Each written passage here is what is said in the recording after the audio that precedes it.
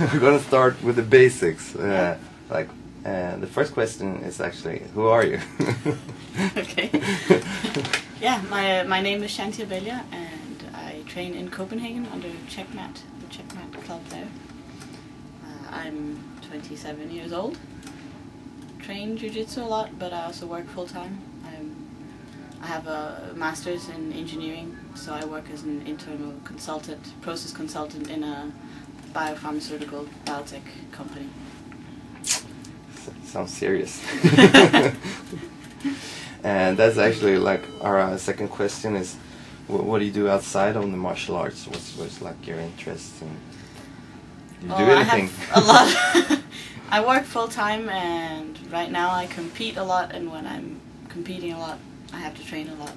So right now there's not time for many other things besides work and training, but I like traveling, holidays, I like reading books, and yeah.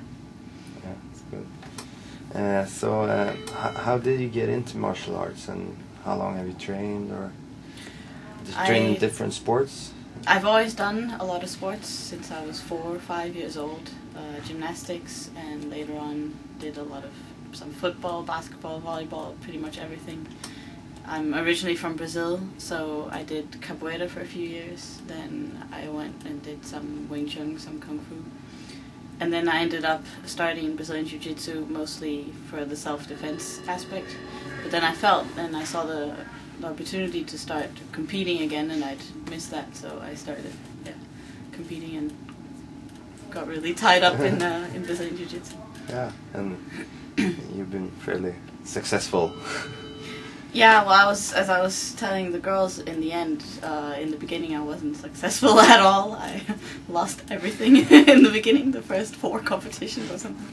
Didn't lose one fight, but that gave me a lot of experience now that I use now, because a lot of it, besides getting the techniques to work and everything, there's a lot about knowing yourself, about knowing how you react under pressure, how you can perform under pressure, and I think that part of it is also, for me, it's very interesting to learn about myself and to see how can I perform better under pressure, how can I focus, because it's a lot about the focus, it's about being in the right state of mind when you fight, and that you don't, some people have it naturally, not very many, but a few people have it naturally, and some people like me, we have to have a lot of fighting experience to be able to develop it and get in the rhythm.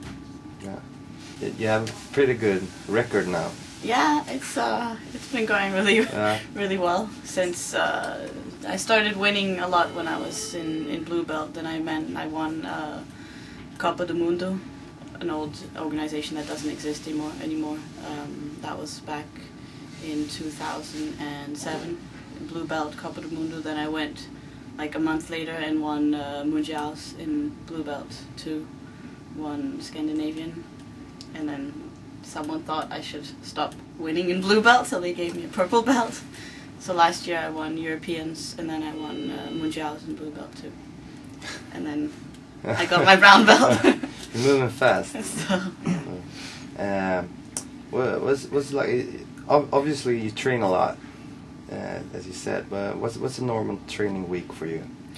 Normal training week, it really depends if I'm training up for competition or if it's off season. Not so much in the number of training passes, because I like training a lot, so for me it's natural to train 6 training passes a week at least, so I train every day. But I also do a lot of gym work on the side. I try and go to the gym and do either like heavy weights. If it's off season, I do a lot of heavy weights, maybe 2 or 3 times a week. When it gets closer to competition, I'll replace some of the heavy weights with kettlebell training. I'm a certified kettlebell instructor, with a bit more cardio, a bit more plyometrics. So I do maybe 2 or 3 training passes in the gym, or some kind of cardio, something that's not related to Brazilian Jiu-Jitsu.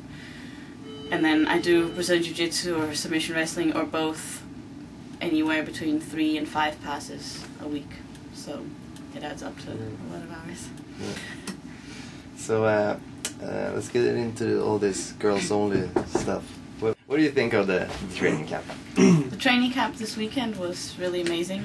For me, I'm out of a gym where I was the first girl who started training in the gym, and now we're a few more, but not that many, and injured half the time. So for me, it's almost like emotional just to see so many girls training together on the mat at the same time. It's really good. It builds up the sport and that's also why I come here to teach. Because if the girls don't keep on training, there's going to be no one to compete at the higher levels, and that's what Debbie and I have now. We have to go really, really far to get any competition because there's not enough girls. So I think it was a good camp. I think the girls they learn things in a different way than guys do. Some things they have an easier time learning, and some things they have a harder time. But they're usually a little bit more relaxed and don't rely so much on the muscles. So many of the things we did this weekend, especially the hip movements and all that, the girls often have a little bit easier to learn it and get into it easier. And generally, I think the level was really good. I was impressed by the white belts, and then really impressed by some of the blue belts too that were here. So it was great.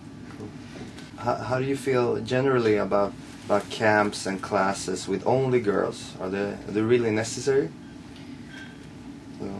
What are the benefits of excluding the guys? I think it depends a lot on the number of girls you have to train with in your own academy. If you have a lot of girls, then maybe it's not that necessary. I mean, I like training with guys and it's fine, but I can feel it's completely different for me to train with girls, because the same problems the girls have, or the guys have with my flexible legs and everything, I have to be able to adapt to that, and I can only adapt to that and learn those things by training with other girls. So if you want to be good, you have to also train with people your weight and your level. There's a lot of techniques that I can get to work against girls my size and my level that I don't get to work against the guys. But there's also a few things that I can do with the guys that I can't do with the girls because their bodies move in a different way. So for me, it's very important, whether it's a training camp or whether it's in your own gym, or whether, like I do sometimes travel around to other gyms, it's important to get sparring, to get training with other girls. Do you see any benefits with like positive things about sparring with guys?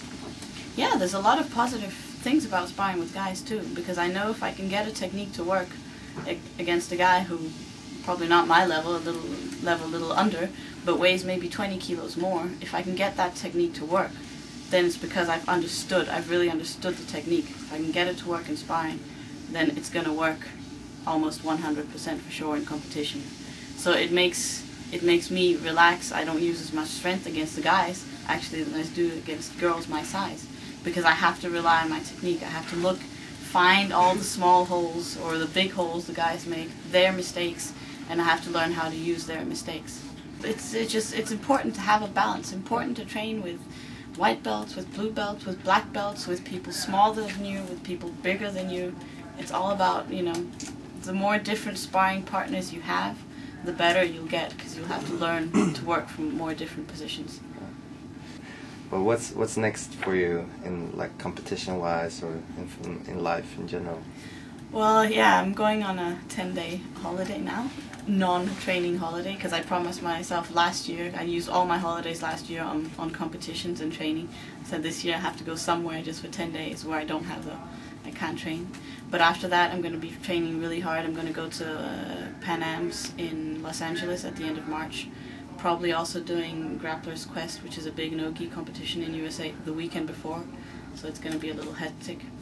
After that, I've qualified for ADCC this year. They haven't set a date yet.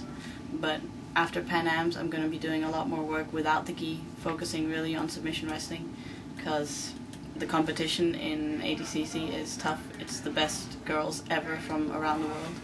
And I have no idea what my chances are, but I'm going to do my best and train as hard as I can up for that competition. Yeah. So that's the plan for this year.